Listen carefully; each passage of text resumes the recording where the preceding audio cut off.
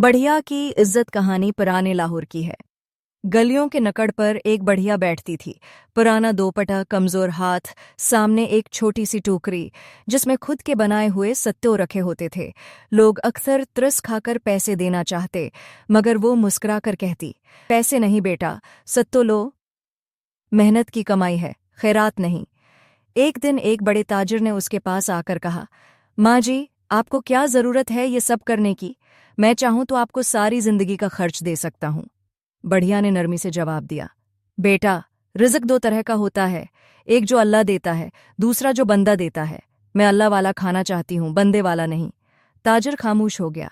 फिर उसने हर रोज उससे सत्तू खरीदना शुरू कर दिया, मगर कभी मुफ्त कुछ नहीं दिया। महीनों बाद जब वो बढ़िया दुनिया से चली गई, लोगों ने उसकी टोकरी के नीचे एक छोटा सा नोट पाया। गरीब जरूर थी, मगर सवाल ही नहीं। जिसके पास खुददारी है, उसके पास सब कुछ है। सबक: इज्जत कभी दौलत से नहीं बढ़ती, बल्कि ज़मीर के सच्चे होने से बढ़ती है।